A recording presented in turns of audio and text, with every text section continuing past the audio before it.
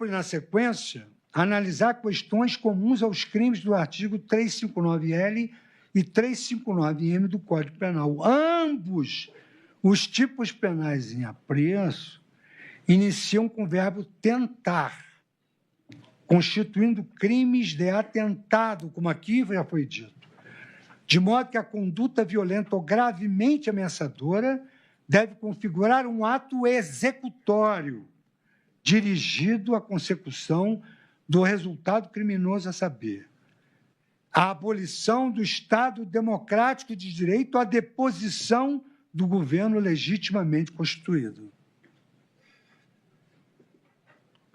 Nesse sentido, o artigo 14, inciso 2º do Código Penal dispõe que o crime se diz tentado quando iniciada a execução não se consuma por circunstâncias alheias à vontade do agente.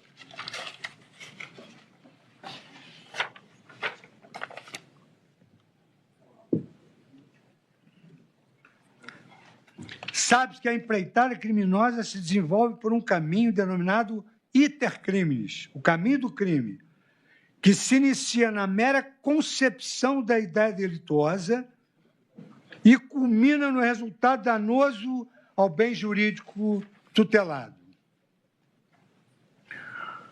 A primeira dessas fases é a denominada cogitatio, a que eu me referi quando recebendo a denúncia, que consiste na criação intelectual, maturação, deliberação e discussão do plano. Cogitatio. A cogitação pode limitar-se a conceitos internos, existentes apenas no psicológico do indivíduo, ou revelar-se externamente por fenômenos concretos, a exemplo de reuniões para traçar estratégia ou documentos que materializem aquele plano. Mas, em qualquer caso, como preceitua Aníbal Bruno, na sua parte geral do direito penal, os pensamentos e desejos criminosos, objeto, embora de apreciação sob critério religioso ou moral, escapam à consideração do direito punitivo. É o que se colhe do velho adágio romano. Cogitationes poenam nemo patitur, ou seja, ninguém pode ser punido pela cogitação. Há ainda outra conduta e outras condutas praticadas na denominada fase externa do intercrimes, que não atraem qualquer resposta penal, salvo quando existente tipo legal específico nesse sentido. São aqueles comportamentos que caracterizam meros atos preparatórios, consistentes na consecução dos meios hábeis a garantir o sucesso da futura empreitada criminosa. O jurista espanhol Santiago Mir Puig inclui, dentre os atos preparatórios, a obtenção dos meios, a observação do local do crime e o angariamento de cúmplices, esclarecendo que nada disso deve ser objeto de reprimenda criminal. Diz ele que isto não é objeto de reprimenda criminal, obter meios, observar o local, angariar cúmplices são exemplos de atos preparatórios. Diz ele, procurar-se os meios, na sua língua natal, né? Observar o lugar, proporcionar-se cúmplices, são exemplos apenas de atos preparatórios. Iniciar a ação de disparar sobre a vítima é um exemplo de começo da fase executiva, ainda que ela não venha a falecer. Outra não é também a doutrina de Francesco Carrara, para quem devem ser considerados atos preparatórios, inclusive aqueles que denotem um princípio de perigo real bem jurídico tutelado, mas que não denotem certeza sobre a sua tendência ao resultado delitivo. Diz ele, enquanto o ato externo seja tal que possa conduzir tanto ao delito como uma ação inocente, não teremos senão um ato preparatório que não pode ser imputado como tentativa. São, ao invés preparatórios, de modo contingente ou condicional, aqueles atos diz Carrara, aqueles atos que, em relação a certo entendimento do agente, teriam a índole de começo de execução do delito e ofereceriam um princípio de perigo atual, mas que, muito frequentemente, se deve considerar como meramente preparatórios pela falta de univocidade, ficando sem punição por não se ter a certeza de que tendessem a um delito. Essas lições são plenamente aplicáveis à realidade brasileira. Mais uma vez, fundado na doutrina de Hungria, manifestações orais ou escritas de ideias criminosas são impuníveis, quando não produzirem isoladamente lesividade ao bem jurídico tutelado pela norma penal, ainda que o projeto delitivo contenha elementos sensíveis. O consagrado penalista basa suas conclusões no artigo 31 do Código Penal, segundo o qual o ajuste, a determinação ou a instigação e o auxílio, salvo disposição expressa em contrário, não são puníveis, se o crime não chega, pelo menos, a ser tentado. Diz Hungria que, normalmente, o crime apresenta aqueles momentos: cogitação, preparação, meios, execução e consumação. O primeiro constitui a sua fase interna psíquica subjetiva, os restantes a sua fase externa material objetiva. Entre a cogitatio e a consumação, desdobra-se o iter criminis. Mas pode acontecer que este se interrompa, logo de início, não chegando sequer a preparatio mediorum, ou mesmo já começada a execução. Não alcance o momento consumativo. E, neste último caso, diz-se que o crime foi apenas tentado.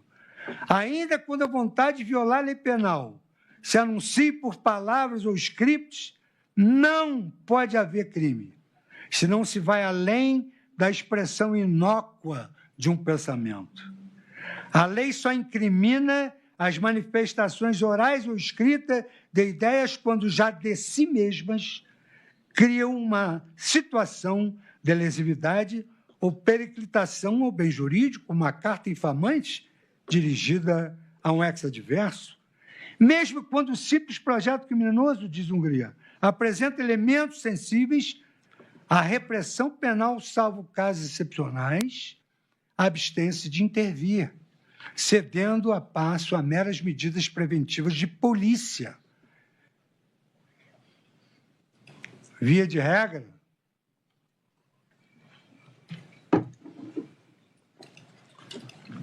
o ajuste, o mandato da instigação ou a proposta para determinado crime, desde que não seguidos de efeito, escapam à sanção punitiva.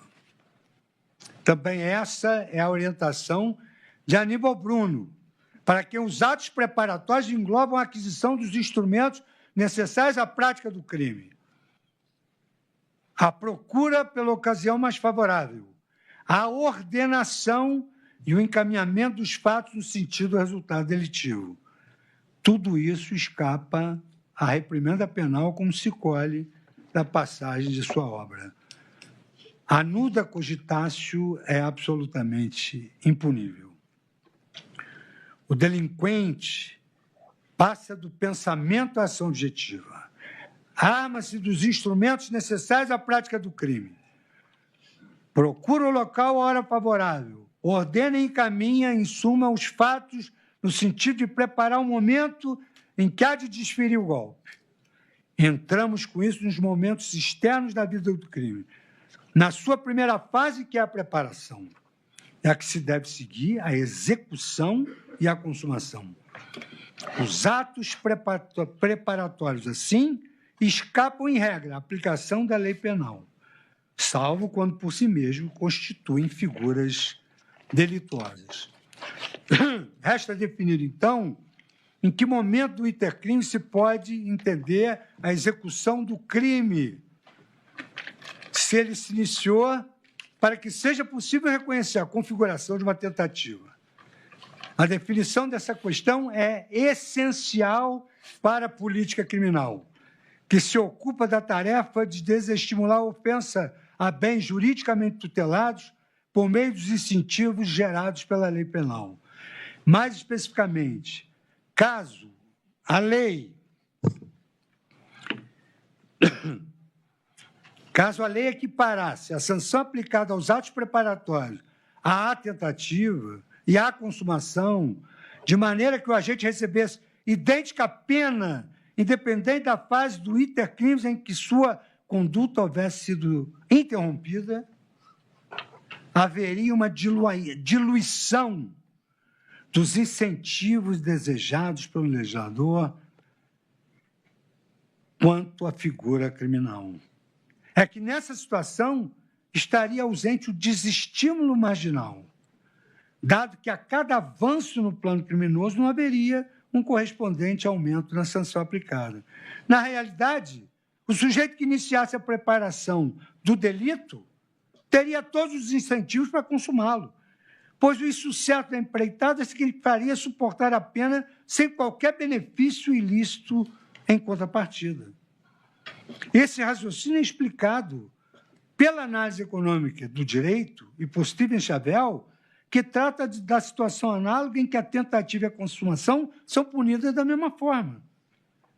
Ele destaca que não devem ser sancionados pelo direito penal as condutas interrompidas em um momento do intercrimes, no qual ainda exista grande incerteza quanto à sua continuidade. No pequeno trecho destacado, diz ele com efeito, pode-se razoavelmente sustentar que determinadas tentativas escapem por completo de sanção, quando interrompidas em momento tão inicial que reste grande incerteza quanto à sua continuidade e quanto às formas que assumiram. Há que se adotar extrema cautela na análise do caso concreto, para demarcar a linha divisória entre os atos preparatórios e os executórios, de maneira a não equiparar uns e outros como merecedores de sanção, sob pena de, com isso, gerar indesejado estímulo ao cometimento de crimes. A tentativa que configura os crimes dos artigos 359-L e 359-M do Código Penal é a que decorre de um ato efetivamente executório, assim compreendido aquele imediatamente anterior à plena realização dos elementos do tipo e que coloca o bem jurídico,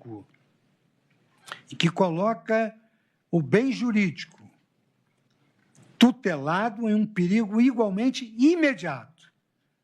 Em acréscimo a essa dupla imediatidade, o ato executório deve ser qualificado pelo dolo, de maneira que o sujeito haja com a resolução de consumar o delito. É o que expressa a doutrina penal, e aqui eleita a obra do professor Santiago Me Puig, nesse sentido. O começo da execução necessária para a configuração da tentativa exige que se ultrapasse a fronteira que separa atos preparatórios quando existentes dos atos executórios.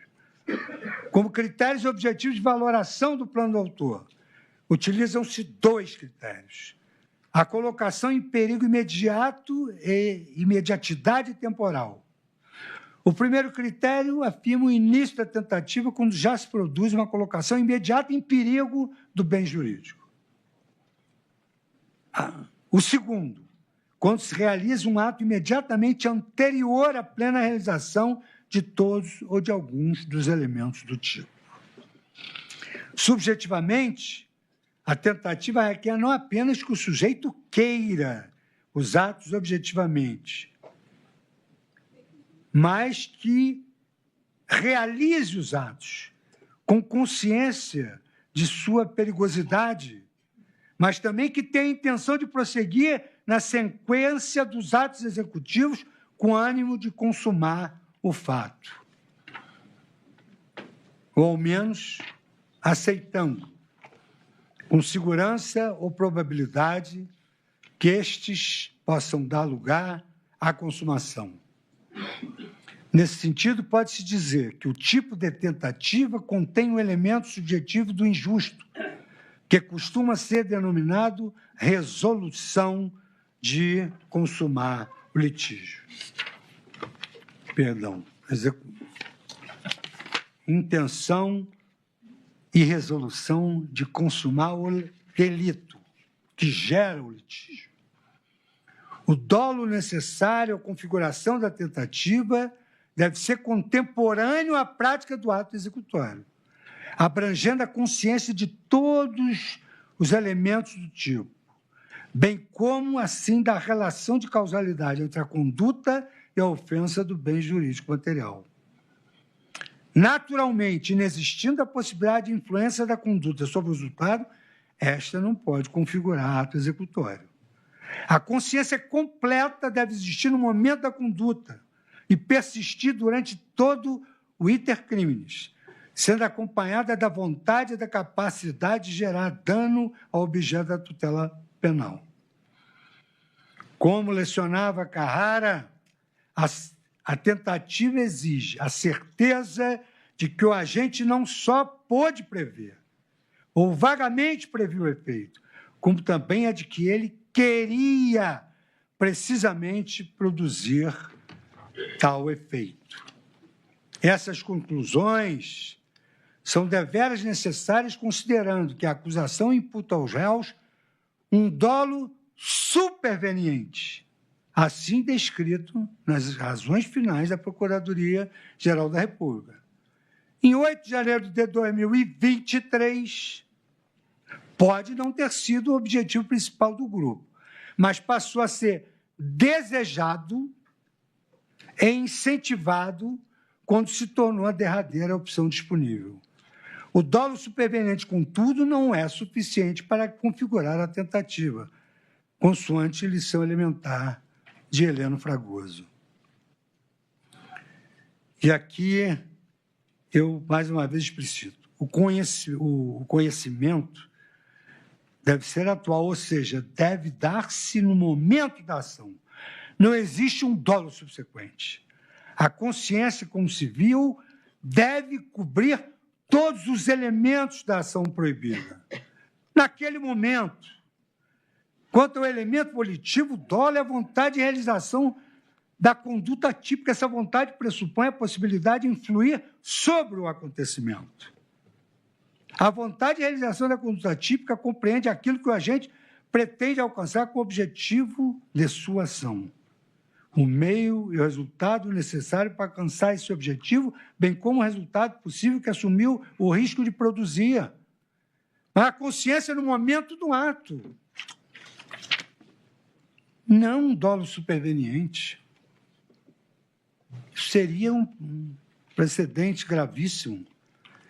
Quanto ao aspecto objetivo, a tentativa não se coaduna com relações vagas ou abstratas entre os atos analisados e o resultado previsto. Preconiza-se no direito brasileiro que a tentativa demanda um ataque direto, efetivo e imediato ao bem jurídico protegido pela norma penal. Na dúvida sobre a caracterização da ofensa material direta, efetiva e imediata, deverá o julgador decidir em favor do réu, negando a existência da tentativa. Confiram-se esses excertos de Nelson Gria, que aqui cito apenas um pequeno trecho, mas no voto eu transcrevo. Para haver imposição de pena por extensibilidade da combinada e de determinado crime, é necessário que haja, pelo menos, um começo de execução. Isto é, que o agente inicie a agressio operis, o ataque direto ao bem jurídico de que se trata. Ato executivo ou tentativa é o que ataca efetiva e imediatamente o bem jurídico. Ato preparatório é o que possibilita, mas não é ainda, sob o primo objetivo, o ataque ao bem jurídico. Nos casos de irredutível dúvida sobre se o ato constitui um ataque ao bem jurídico ou apenas uma predisposição de ataque, o juiz terá de pronunciar o non liquid, negando a existência da tentativa. No mesmo sentido, a lição de Aníbal Bruno, para quem não existe ato executório sem um ataque direto e objeto da proteção penal, por meio de uma conduta idônea a causar o resultado visado pelo agente. E transcrevo aqui, senhor presidente, toda a lição de Aníbal Bruno e o texto onde ele afirma: o ato que ainda não constituiu esse ataque direto ao objeto da proteção penal é simples ato preparatório. Esse começo de ataque ao bem jurídico supõe necessariamente a idoneidade da ação em referência ao final visado. O ataque só justifica a punibilidade quando se realiza nas condições exigidas pela lei para constituir o tipo. Naquelas condições grave ameaça ou violência hábeis a depor o governo eleito, o que atenta contra o Estado Democrático de Direito. Diz ainda, a substância material da tentativa é a execução iniciada de um crime. Ela se torna possível, diz Aníbal Bruno, desde o momento em que a ação penetra na fase executiva. E, mais uma vez, repisa, porque ele é exaustivo nesse ponto, na parte geral. Os fatos preparatórios, como já vimos, são insuficientes para configurá-la. Já aqui ele repisa o que disse no tomo 1, no tomo 2 da parte geral, quando aborda a questão do fato punível. Quarta edição da Editora Forense, 1984, página 229, 239. A idoneidade da conduta para causar o resultado criminoso é igualmente destacada por outros autores como elemento essencial da tentativa. Cito mais uma vez Carrara, que analisou a questão no contexto dos crimes atentados contra o Estado, como nesse caso do subjúdice. Disse Francesco Carrara, os atos inibidores têm de ser atos idôneos. Os atos inidôneos não podem, pois, ser imputados como delito ao autor da pretensa tentativa. Refiro-me aos atentados contra o Estado. Nos processos desta natureza, se repete quase sempre, por parte dos acusados e de seus defensores, a exceção de que o atentado não alcançou os limites da sua punibilidade, justamente por falta de idoneidade dos meios. Se um certo delito se considera a tentativa como um delito consumado, não há razão nem lógica, nem jurídica, para que daí se deva concluir que em tal delito se forma tentativa sem os extremos que lhes são juridicamente necessários.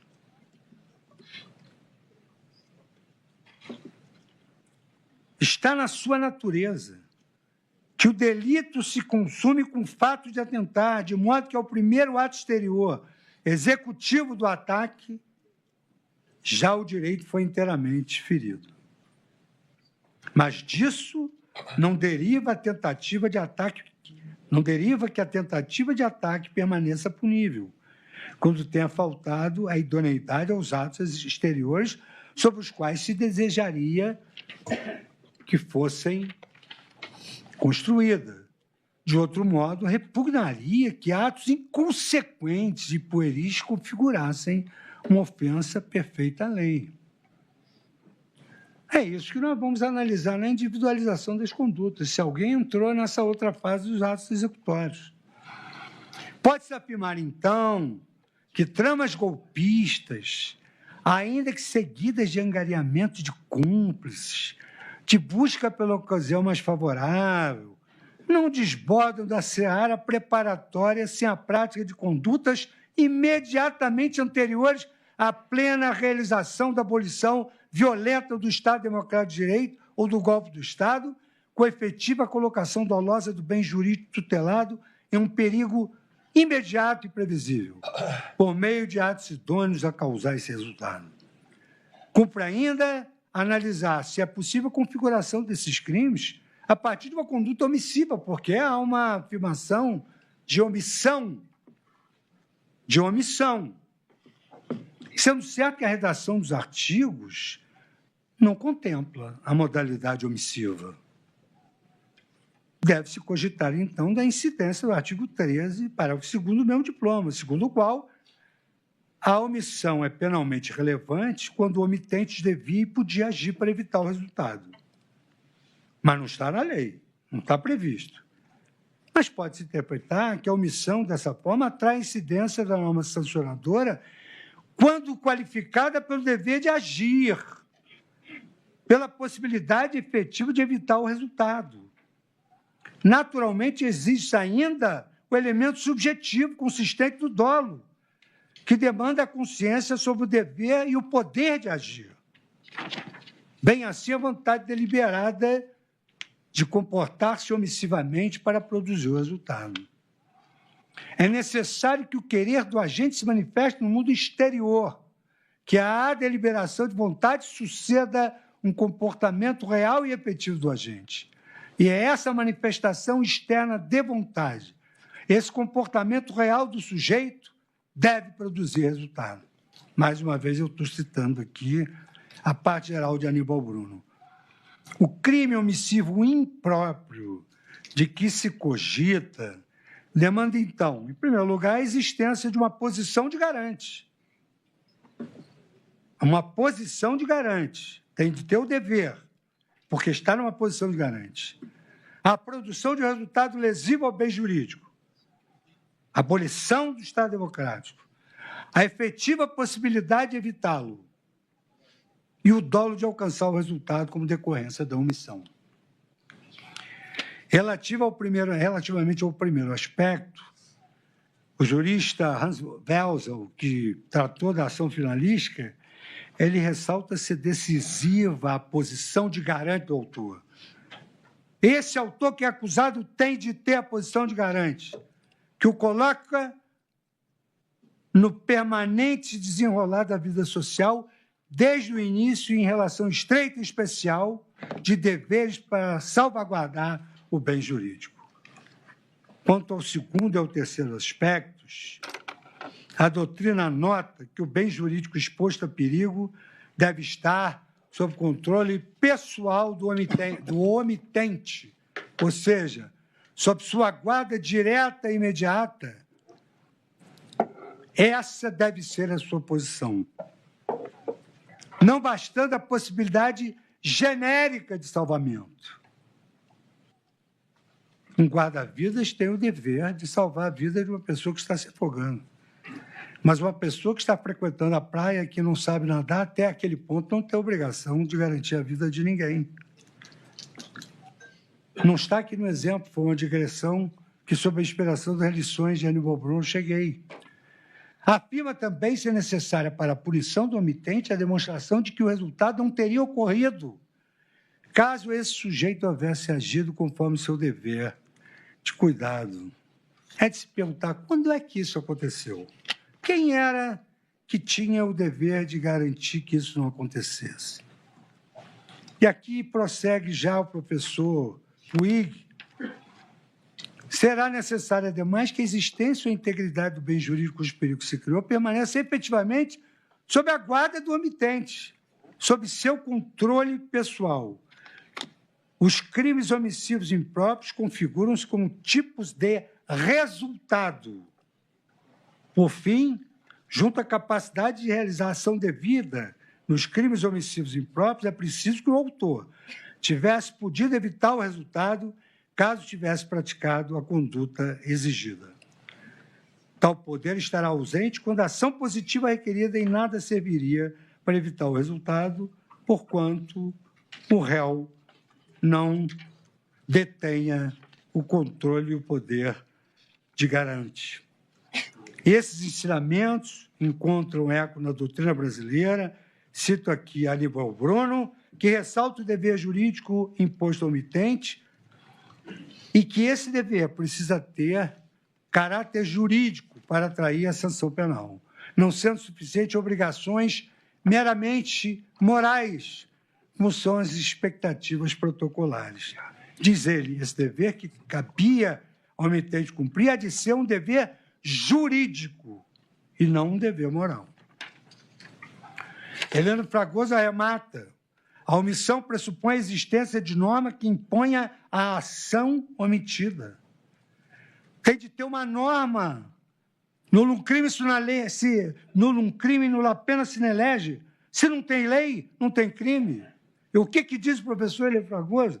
A omissão pressupõe a existência de norma que imponha a ação omitida. Lições de Direito Penal, parte geral. 2003, página 282, 286. No que tange a possibilidade de evitar o perigo ou dano, pressuposto indispensável à punição do comportamento omisso, deve-se demonstrar que a ação devida era necessária e suficiente para impedir o evento danoso. Para se aferir da causalidade da omissão, deve ser formulada a seguinte pergunta: teria sido impedido pela ação omitida o evento subsequente? Se afirmativa a resposta, a omissão é causal em relação ao evento. Essa indagação, e o professor e filósofo Martin Heidegger diz que quando se pergunta já se sabe a resposta, foi feita pela genialidade dos professores Heleno Fragoso e Nelson Hungria nos seus comentários ao Código Penal. Essas premissas são relevantíssimas, considerando-se que a acusação imputa a pessoas que não tinham mais o dever de garante uma omissão qualificada que estimulou a ruptura democrática. Todavia, os pressupostos indispensáveis à caracterização do crime omissivo impróprio não foram adequadamente demonstrados. Sustenta a Procuradoria-Geral da República que um réu estaria na posição de garante porque, como chefe de Estado, possuía um papel fundamental na preservação da ordem e da contenção de discursos e ações extremistas, notadamente quando estas adivinham diretamente seus apoiadores. Em outro trecho, imputa ao réu negligência, fundamentada na sua posição de autoridade, não apenas tendo deixado de prevenir a ampliação da violência, mas contribuiu ativamente para a crise de institucionalidade. Com a devida vênia, talvez por minha limitação, não compreendi essa narrativa. Porquanto o denunciado não ocupava mais a posição de chefe de Estado em 8 de janeiro de 2023, data dos atos de vandalismo praticados por terceiros na Praça dos Três Poderes, de modo que a sua suposta posição de garante não poderia decorrer do cargo. Também não é admissível deduzir posição de garante como decorrência do artigo 13, parágrafo 2º do Código Penal, que prevê a responsabilização daquele que, com seu comportamento anterior, criou o risco da ocorrência do resultado.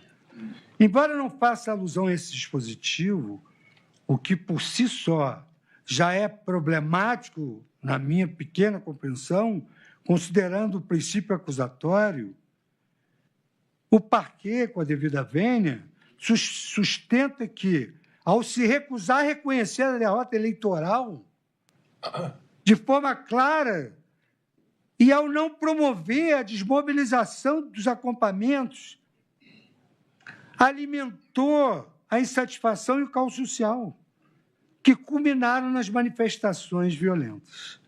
Data vênia, há uma falha argumentativa nessa parte da acusação, pois não há demonstração de qualquer dever jurídico, senão simplesmente a invocação de uma expectativa protocolar de reconhecimento da derrota eleitoral de forma clara ou uma suposta obrigação moral de desmobilização dos acampamentos. Não houve sequer preocupação de especificar quais ações concretas o réu tinha o dever de adotar. Nem se demonstrou como esses comportamentos juridicamente exigidos seriam necessários e suficientes para impedir o vandalismo de 2023. Tampouco se alegou o indispensável dolo consistente da consciência e na previsibilidade do advento dos episódios de 8 de janeiro de 2023, que deveriam estar sob o controle pessoal do omitente para admitir-se a sua responsabilização. Longe disso, me parece, amparar-se o Ministério Público em uma vaga e hipotética omissão perante o risco de descontrole, sustentando de forma genérica o seguinte: excluam-se as contribuições da organização criminosa e 8 de janeiro não teria sequer sido cogitado. Pretende-se, assim, uma punição pelo que a doutrina penal denominou de possibilidade genérica de salvamento, algo vedado pelo ordenamento penal. A propósito, são muito pertinentes observações, principalmente aquelas feitas por estudiosos dos movimentos militares, da ditadura militar. Eu fui estudante de colégio público e universidade pública.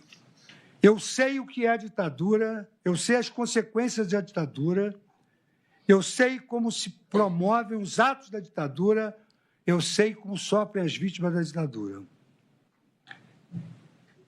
O historiador Hélio Gaspar, Ditadura Envergonhada, escreveu: ditadura escancarada, ditadura derrotada, ditadura encurralada, ditadura acabada. É autor de um histórico num periódico denominado Uma Girafa no Supremo. Não vou transcrever o texto todo. Eu vou transcrever apenas a conclusão final do historiador. Colocando-se a trama golpista de 2022 no mesmo processo do 8 de janeiro de 2023, esticaram-se as pernas e o pescoço do bicho, encolhendo-lhe a cabeça, ficou bonito, até elegante, mas é uma girafa. No escrito denominado Uma Girafa no Supremo. Estabelecidas essas premissas, passo o senhor presidente, a egrégia turma, a analisar individualmente as condutas imputadas pela denúncia a cada um dos imputados.